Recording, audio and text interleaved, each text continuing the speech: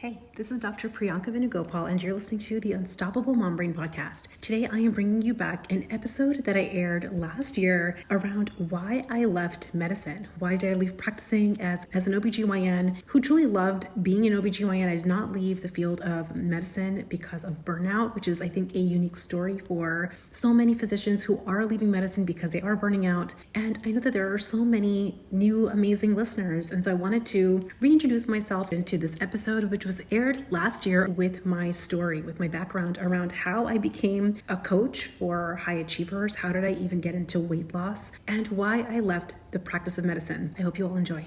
I have been waiting to record this podcast for a long time, and I feel like this is the perfect time to release it. Today's the 1-year anniversary of my podcast launching. And to be completely honest, part of the reason that I launched this podcast is really tied to my decision to leave medicine, to leave practicing as an OBGYN. So if you're new to the podcast, or if you've been with me for this whole past year, I'm so grateful that you're here. And I thought that this would be a great opportunity for me to share why I left medicine and really what led me to this moment in time where I am talking about celebrating the 1-year anniversary of this podcast. So today's episode is going to be a little bit of a story time where I share my journey into medicine, how I even became a physician, and then really, and very importantly, the decision that I made to leave medicine, which happened about 2 years ago. I think that career changes can be really hard, specifically if you have invested many years into training like I did. I like to think of it as a lot of blood, sweat, and tears went into my practice to become an OBGYN, and we're going to talk about that on this episode. So also, I want you to know that this episode is being released. It is officially the 1-year anniversary of the launch of this podcast. So my heart is bursting a little bit with pride. And to be honest, this labor of love has been something that I'm going to share with you in this episode, but it has been something that I just wanted my voice, my perspective as someone who is a working mom who lost weight, but really has changed a lot of her life. I wanted that voice in the universe to connect with working moms or high achievers like you that are listening to this podcast that feel inspired to know that there is more possible. If you have gained insight in this podcast and you want to celebrate with me, I would love, love, love it for you to join the celebration of your time. And your time is incredibly valuable. But if you can take 30 seconds to leave a rating and review of the show, it makes this podcast more discoverable, which to me is, again, the best way that I want to celebrate, to get this message in the ears of more women, more working moms. I greatly appreciate that you're here. I love you all so much. And let's get into today's episode. So let me just start out by saying, I never wanted to be a physician as a kid. I was not one of those 6-year-olds who dressed up as doctor and had pretend patients lined up like the stuffed animals on a couch. I was never one of those kids. I think that honestly, one of my earliest memories might have been me wanting to be a teacher or maybe an actress. And actually, no, let me back up. My earliest memory really of my youngest age is when I was 5 or 6. I wanted to just do well at things. I think maybe this is common for a lot of high achievers, but my earliest memories of me in my youth is I really wanted to do well in school. When I was really little, doing well in school came very, very easily to me. And honestly, I soaked up the accolades, the praise. I loved the nods of approval from my parents, the little, those worksheets, the teacher would put like little gold stars on your worksheets. Yeah, I lived for that stuff, like nods of approval or getting called on, like teacher's pet all the way. That was me. And I would say really in those youngest years, when I was probably 5 or 6, which is when I can remember these memories from, that was, I think, when I really learned that I would feel proud when I had these external sources of validation. And I think this is normal. It's a very common pattern for so many kids, for so many adults really that had this perspective as children. And it's taught to us. It's not something that's unique to you. I think it's taught to us usually in our family of origin, definitely in school and society, that gets passed down from generation to generation. And that was me. Little Priyanka was the hard worker who wanted to please all the people. And I thought that my avenue to feeling good about myself, to feeling proud and accomplishment, to feeling good in general was through these external sources of validation, getting an A, getting the gold sticker, getting the nod of approval. And I think that, at a really young age, I do remember probably a little bit older than that when I was like, oh, I want to be a teacher. I want to be an actress. My parents at the time, I think, in their efforts to really support my future, they planted a seed in my mind that having a professional degree is what would set me up for success. So that meant go be a lawyer or a doctor or an engineer, really someone that goes through graduate school and earns some specific skills that would help me have a quote unquote competitive edge in my life. And I think that, competitive edge means when you have skills that cannot be hired out, that cannot be, nowadays, like there's AI, there's like so many things like overtaking industry, but I think the dream of any parent is they want their child to be they want to know that their child is going to be taken care of. And I think sometimes it comes in the form of, is my child going to make money? Are they going to be safe and secure as they get older? And my parents, I think that was kind of what drove them to push me, and not push me in a way that was very forceful. To be honest, I was very fortunate to have parents that were not like that, but really solidly plant the seed of a professional degree is kind of just the standard. That's what we're going to do. There's really no thoughts around it. And I didn't really explore much. I think a lot of my youngest years, I didn't explore much around anything else that I might want to do. I didn't have any other thoughts other than like I could be a teacher, an actress, and then I turned into doctor, physician, lawyer, engineer, someone that went to grad school. And I think that was around the time, especially in high school and college, that I started taking a lot of science classes. I don't think that being a lawyer was really ever anything that entered my, I don't know why it was that medicine drew me more, but because of like that seed being planted at a really young age, I started taking a lot more science classes. I took honors science classes when I could, AP science classes in high school, and, tried to take more advanced science classes to set me up for college and med school. If you really think about this, how often as children, we are trying to line up our career, our lifetime career at the age of 13 and 14. It's really bananas how much we do this. We think we have to set our whole life up and make decisions at this young age, but this is not unique to this country. I think that lots of countries, lots of cultures have this, but that's what I did. And to be brutally honest, if I really think back on my life and where I was at the time, I was not the best at science. I love science now as an adult. I love looking at data and research. And again, I have had to go through many trials and a lot of failure to get to this point, but I can see science now as this is opportunity of growth. I can look at data now with a researcher's mindset, but when I was a child, science did not come easily to me. And yet I kept putting myself in these rooms in honors classes and honors and AP science classes simply because I thought it would be my avenue to get into medical school. And science and math was hard for me. I was not one of those kids. I share this often, but I was definitely not one of those kids that just got the easy A.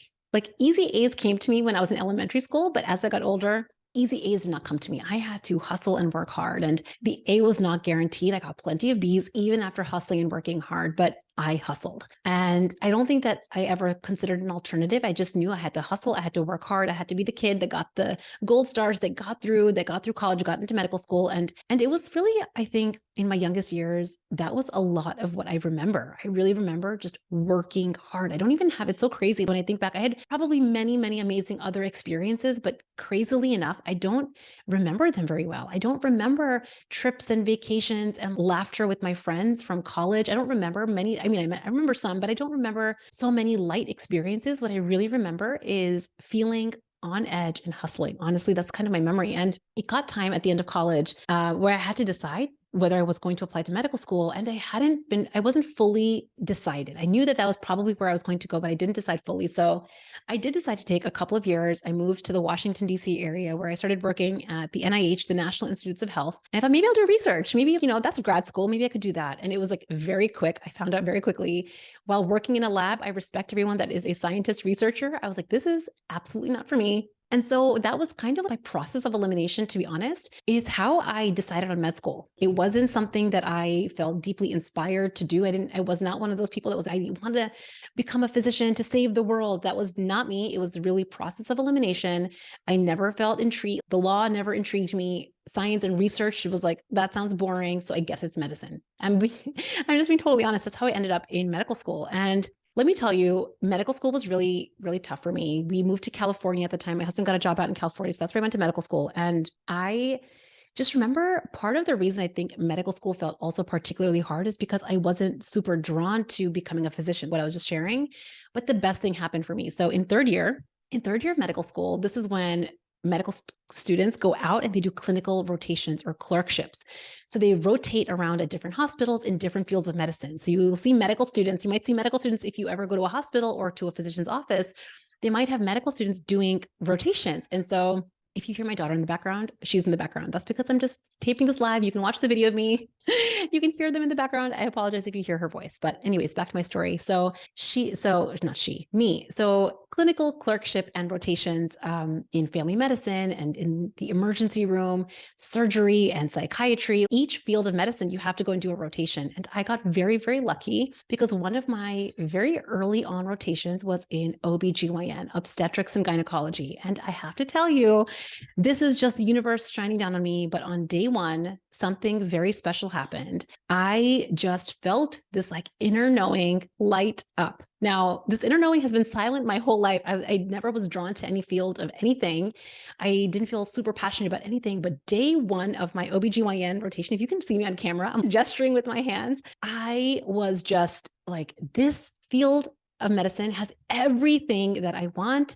It is exactly what I want to do. I was just in love on day one. It was incredibly hard and challenging rotation, but it had number one, women's health. I don't think I realized it at the time, but I think I've always been drawn to serving women and women's health. I realize this now after the fact, but serving women is something that I think I just always wanted to do. I think that there's something just so special about serving women. And so women's health, of course, is the center for being OBGYN. Then patient care, I think OBGYNs are uniquely seeing patients in the long arc. So they see you for surgery, they see you for your delivering your babies, but they also see you week after week, year after year for your annual visits and preventative care. I can go on and on about how I found this unicorn field of medicine. For any OBGYNs that are listening, you probably felt something similar. I found the unicorn field for me. It felt like it just had everything that I loved. There was some emergency, there was some acute care, there was some preventative care, there was relationships. It was everything. And I remember I called my husband.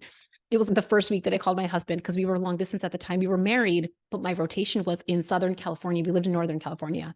And I was like, listen, I really like, this is it. I want to be an OBGYN. I want to apply for residency in OBGYN. And he was like, seriously?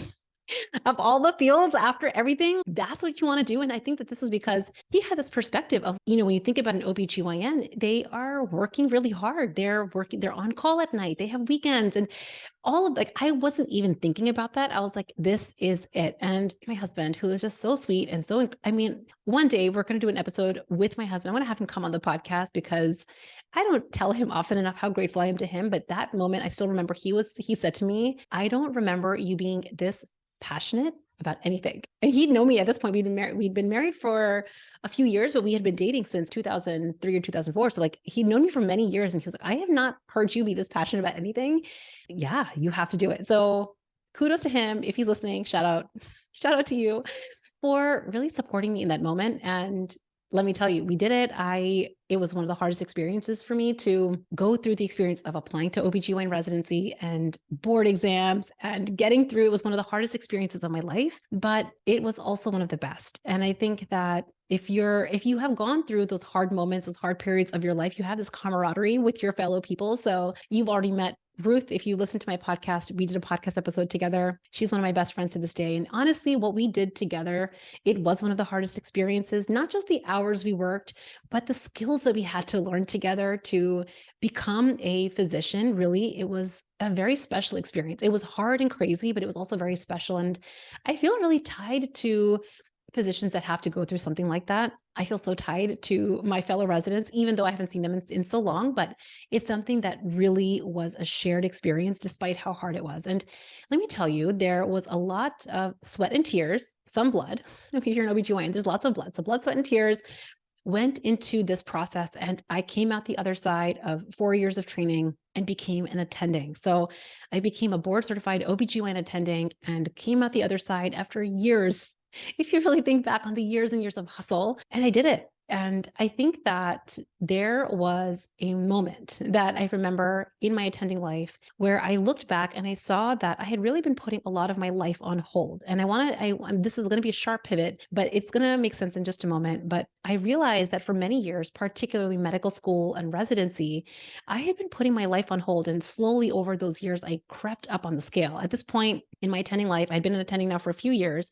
I had my daughter. So I had my second daughter and the scale tipped 200 pounds. pounds. And I've shared on this podcast before, that did not happen overnight. When I got married right before medical school, I weighed just under 140. So I gained 60 pounds over 10 years. And it didn't happen overnight. But what happened was I allowed phases of my life. I allowed the hustle. I allowed really this living on the edge, constantly overworking to push me down, to push parts of myself down. And I very naturally went to food to cope with a lot of my emotions, to treat myself every time I, did a good job, to distract myself from boredom and stress. So not surprisingly, I mean, the weight gain happened alongside because I didn't have any other tools. And I remember that there was a moment that I've shared on this podcast before. I was driving to work, 200 pounds. And I remember just what is happening.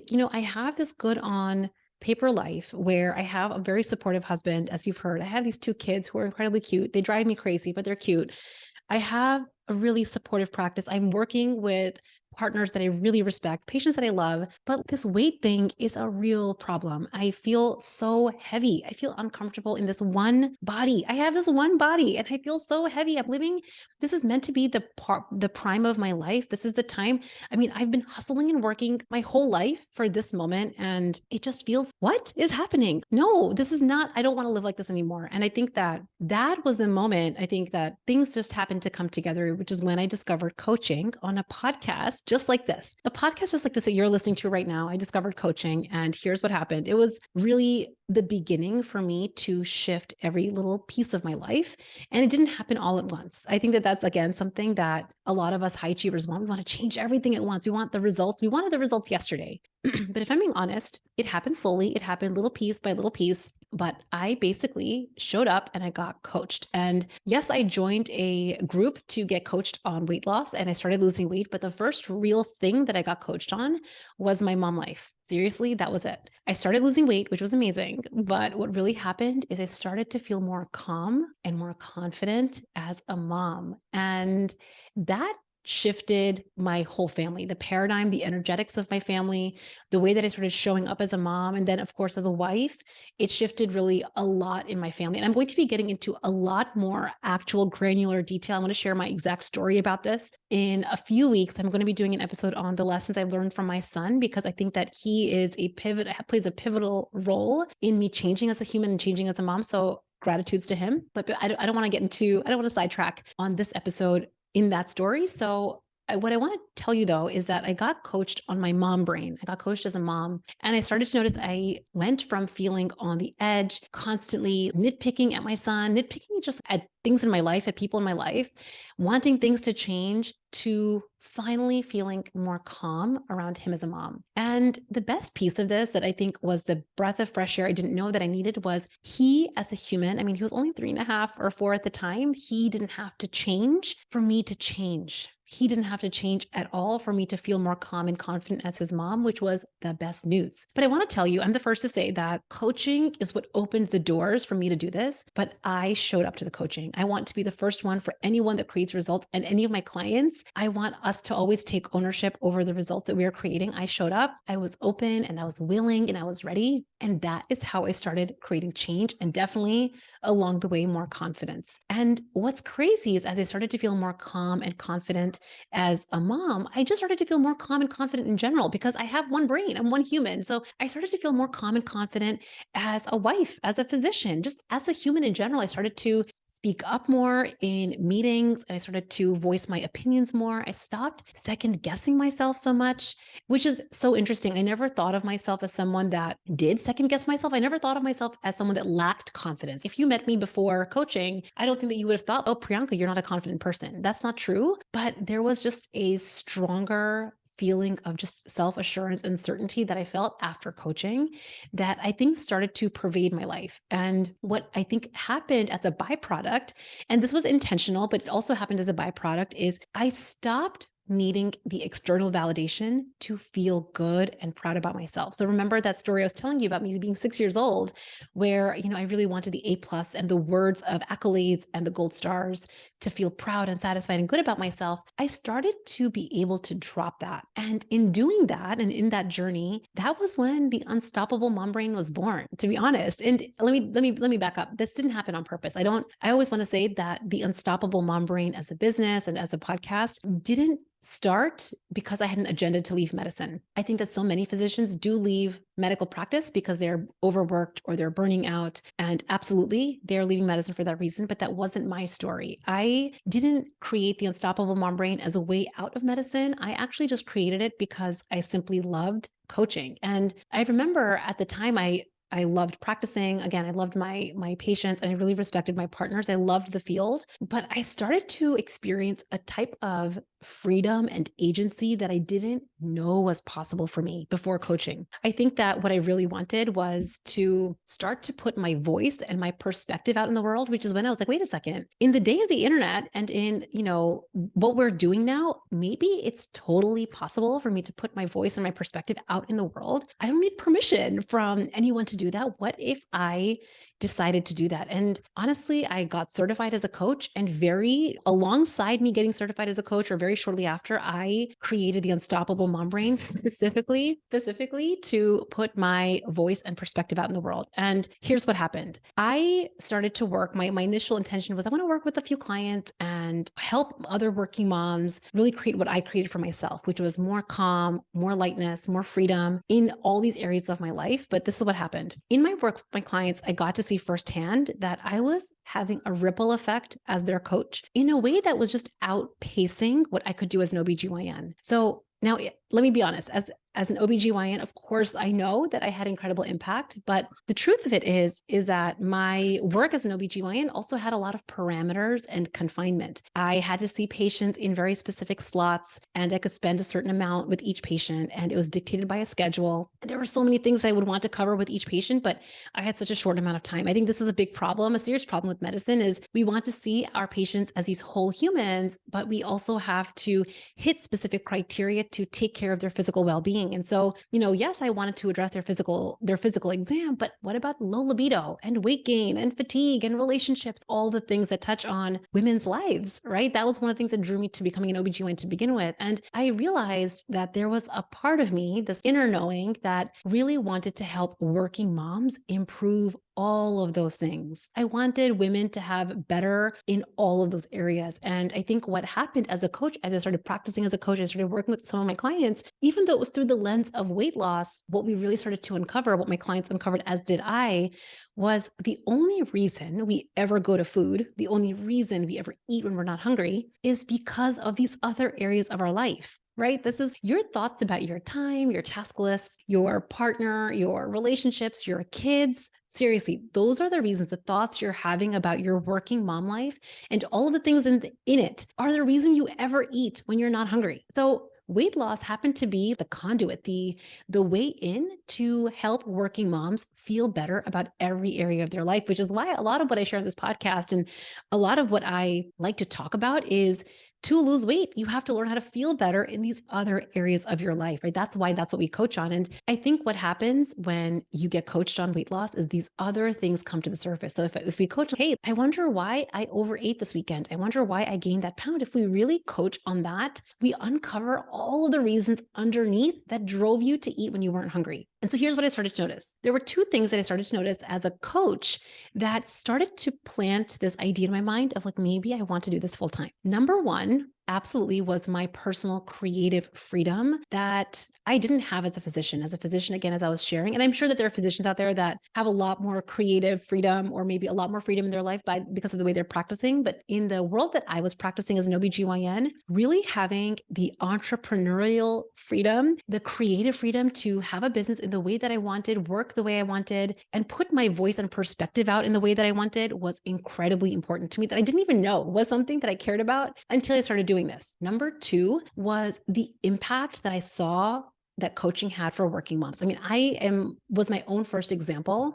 I got to see firsthand the lifetime impact of that. And again, I'm going to be sharing about this in a few weeks, but me getting coached on my personal mom life, it changed the trajectory of my whole life, not just my life, my kids' life, which changed the trajectory of my whole family. I think it changes generations, right? When we start to shift our brains, shift our mindsets, and shift how we show up in the world, it changes everything. That's generational. So, I think that it's very important to see the gravity of that. And I started to see my clients that I was working with change their marriages. They changed their relationship with their children. They had this ripple effect. And for me, I just felt so deeply gratified by that. And I decided in that moment that I wanted to be a part of that movement for working moms. I wanted to be a part of like creating a corner on the internet, creating a corner in the world where working moms, where women can stop living on the edge, where they can stop feeling heavy and hustling all the time, where instead they can learn how to feel calm and light and confident about their bodies, about the scale, but really about all of these other pieces in their life that they have worked so hard for. I think for me, when I saw that, it was incredibly life-changing. And so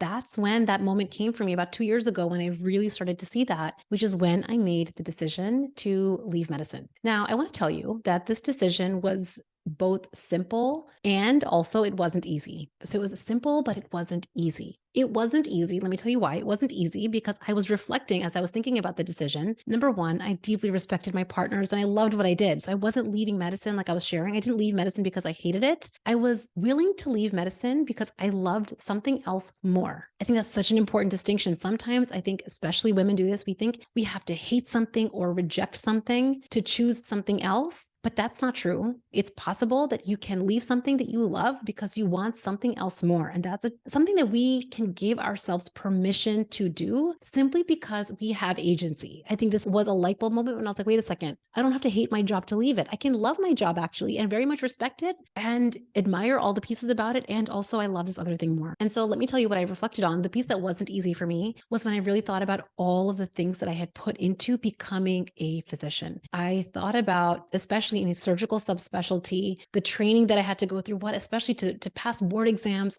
when I think back, remember the blood, sweat, and tears, there was literally blood, sweat, and tears to get to this point in my life. And I really did reflect back on sleepless nights and all of the weekends on call away from my babies when they were newly born. I thought about all the missed date nights where I would be studying and my husband, who's not in medicine, he could go out and explore San Francisco. I thought about all the times as a newlywed where I wasn't hanging out with him and I was just studying instead. And, not just those specific examples, but I thought about how much of my life, how many years I spent feeling stressed and anxious about passing exams and getting the next A and the next gold star. And there was a part of my brain that thought, seriously, Priyanka, you went through all of that and you're going to throw it away? That was the thought. You're going to throw that all away to become a coach? Are you crazy? There was definitely a voice in my mind that thought that. And I'm sure people in my life, in my real life, you're thinking about leaving medicine to become a coach. What are you talking about? I'm sure they did. I mean, my parents for sure must have had that thought. They did. And they did express it to me. And I want to tell you, here's what I realized, that yes, I had all of those thoughts. Really, you're going to throw it all away? That was the thought I had. But I want to tell you what made it simple. I realized that the real truth is I wasn't throwing anything away and I wasn't giving anything up. And what I mean by that is all of those years since I was 6, that the hard worker in me, the shooting her hand up, the hustling through medical school and residency, the girl that went through all the stress and the heaviness and the missed date nights, all of those lived experiences made me who I am today. It's what brought me to this moment in time. And it wouldn't be possible to throw it all away because it's made me who I am. It's literally woven into the texture of who I am as a human and how I show up. And I think realizing that there's no way to take the physician heart in me out, there's no way to take, the parts of me that drew me to becoming an OBGYN physician, there's no way to throw that part away or to give that up. I realized that those were pieces of me that I could fold into my identity forever. I think that brought a lot of simplicity and calm to my decision. And it also helped me see that I could be grateful. I know that this is maybe a stretch, especially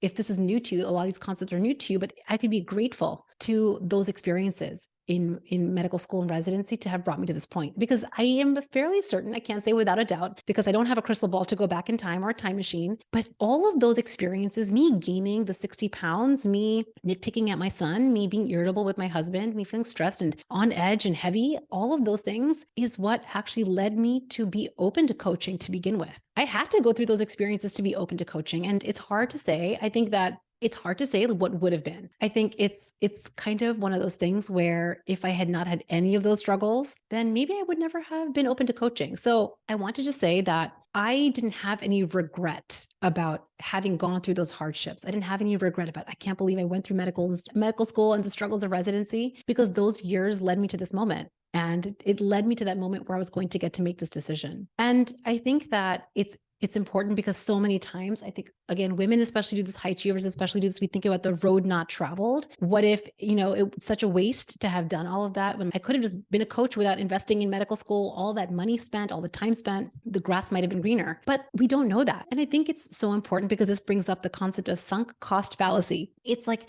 the what ifs. If you stay, it forces you to stay. Let me just take a moment to just define sunk cost fallacy, because I think it's an important reason why people stay in decisions that they're not happy with or that prevent them from pursuing bigger opportunity. So sunk cost fallacy is defined as the phenomenon where a person is reluctant to abandon a strategy or a course of action because they have already invested heavily in it, even when it is clear that abandonment would be more beneficial. This is the perfect example, right? So I did feel reluctant to leave medicine because I was like, listen, we've spent so much money to go through medical school and so much time to get through residency. But I also saw that and I realized that I didn't want to make my whole all of my life decisions from that place. I didn't want to make it with the possibility of fear or regret. I wanted to make it with a feeling of calm and trust. And I want to tell you exactly what I thought that made this actually a very simple decision. I told myself, yes, I don't have a crystal ball. I don't know. How am I going to do as an entrepreneur? How is Unstoppable going to do? I have actually no idea. I cannot predict what's going to happen, but I do know myself. And actually, I can trust myself. The one thing I can do 100% of the time is to make a decision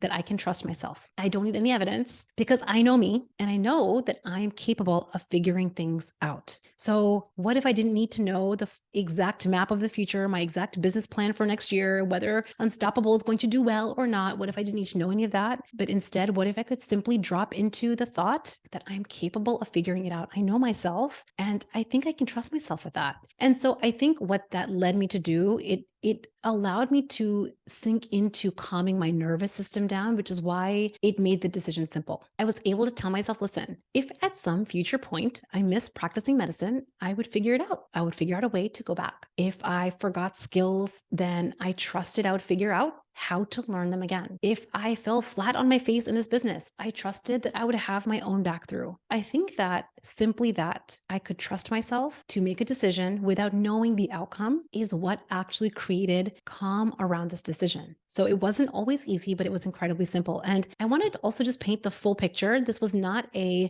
decision and a plan that was full of just rainbows and daisies and unicorns. I had many moments of sadness. Honestly, after that decision, after I left, this was now a little over 2 years ago that I left practicing medicine, I did have many moments of sadness, not regret. I didn't regret my decision, but many moments of, ooh, was it the right decision? Was it okay? Are we okay? I did feel it because I was missing the parts of my life that I loved. I mean, if you've ever had a baby or if you're an OBGYN on either side, delivering a baby is really special. And I missed that. There were pieces of that I missed. And I've always enjoyed surgery and being in the OR. I missed the technicalities of that. I missed getting in the OR and performing surgery and seeing the immediate outcome of that. So I did have those thoughts many, many times that question, did I make the right decision? Was this the right decision? And I simply had that thought because I missed pieces of being an OBGYN. But here's what I reminded myself of time and time again. It was that I trust myself. I trust myself. If I really miss it, if I want it more than what I'm doing now, I can always go back. I trust that I'll find a way to figure it out because I know myself. And I think that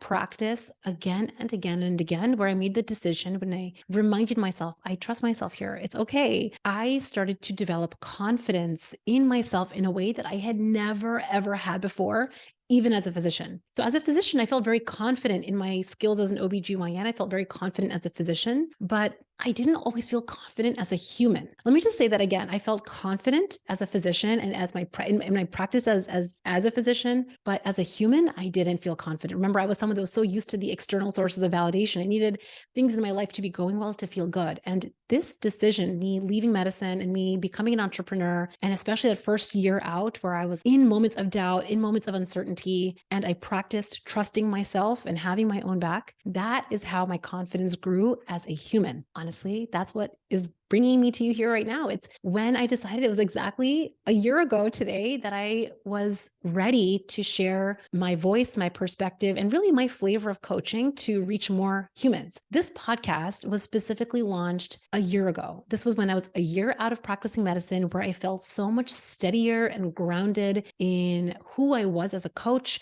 what I wanted to share with the world, what I wanted in terms of a movement for working moms. I decided that I wanted any human, any working mom that ever came into contact with my orbit, with the unstoppable, in the unstoppable universe. I wanted anyone to know that it is possible to stop living on the edge, to stop feeling heavy in your body and in your life, to stop hustling and hustling and hustling to feel better. And if you're open and willing and ready, that it's possible to feel calm and light and confident. I think that I, as my own first example, and then my clients who work with me, get to just be shining examples of that. And I also want to say that being an entrepreneur, like making the switch from practicing medicine to being an entrepreneur, was not easy by a long shot. I say it time and time again. In many ways, I work harder now as an entrepreneur than I did as a physician, because I'm always thinking about my clients, about my audience, about the voice that I want to share. I think about it a lot. And I would say in many ways, I think a lot more about my business than I did when I was a physician, specifically because I think being an entrepreneur is what I call just living and playing on an open playground with no rules. And as someone who loves rules, the physician in me still loves algorithms and processes. This has been a really hard thing for me. But I will say that being a coach and leaving medical practice, while it hasn't been easy, has been super, super important in my personal growth, in my own self-concept as a human. And I love that I get to now share that perspective. I get to share that as an example to working moms, not about leaving your job to pursue a different career. That's not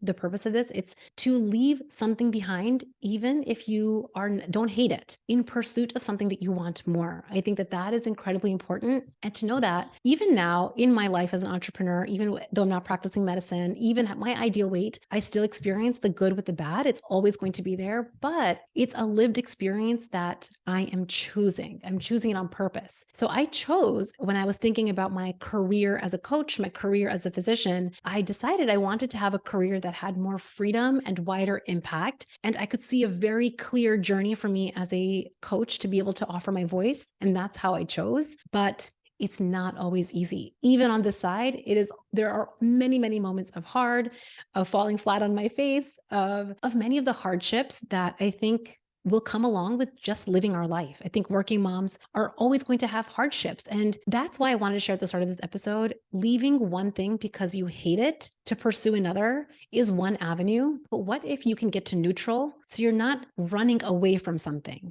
I think that is what it is really. When I thought about leaving medicine to pursue coaching, I wasn't running away from medicine. I was simply running towards coaching. And I think that is what has informed how I think about my business, how I think about coaching my clients. I think it really colors my perspective. And I want you to know that it's okay to give yourself permission to change your mind. One of the biggest lessons I have learned in leaving medicine in this decision is that growth is messy, learning is messy, being human is messy. And as someone that has really ridden the coattails of A+ and gold stars and wanting to do things the right way, this has been a particularly hard lesson for me. But what if you didn't have to decide at the age of 6 or 10 or 13 what you were going to be and do for your whole entire life? What if we were allowed and given permission to change our opinions, to change our decisions, because we change as humans. We grow and we evolve. I'm not the same kid I was when I was 6. I'm definitely not the same human I was at the age of 16. And if it was okay, if we could give ourselves permission to change our minds, to make pivots and tweaks or even sharp turns and detours along the way, could we trust ourselves to have our own back in the journey? Because I think that sunk cost fallacy is going to hold back so many possible lived experiences. It definitely would have for me. So if you want to feel more calm and light on the scale, more confident in all the little nooks and crannies of your life, of your working mom life, I want you to know this, that you can have it, that you do deserve it. You don't have to keep waiting for things to get easier for you to claim it, but you have to work for it. I'm telling you, it is the sweetest work. It's work and it's the sweetest work. It is simple and it's not always easy. but it is worth working for. And that is why I do what I do now. This is a really special episode for me to record and share with all of you, because I wanted to share really what helped bring this podcast into existence. This was a very key piece of it. Me leaving medicine and becoming a full-time entrepreneur was absolutely a key piece of it. I hope you enjoyed this story time, this journey, the story. I hope you feel inspired to reach for the results that you want, knowing that it is possible for you. Absolutely. When you're willing and ready to challenge your current paradigm, when you're willing to challenge it, I'm telling you, it is the absolute best thing ever. I hope that you felt inspired by this story. If this episode resonated with you, if there was something that you took away, I would love to know. I would love to hear from you. Drop me an email over at info@theunstoppablemombrain.com and tell me what part of today's story resonated with you the most. And if you're on Instagram, make sure you're following me. My handle is @theunstoppablemombrain. Drop me a DM, come say hi, and let's talk. I hope you guys have an amazing day.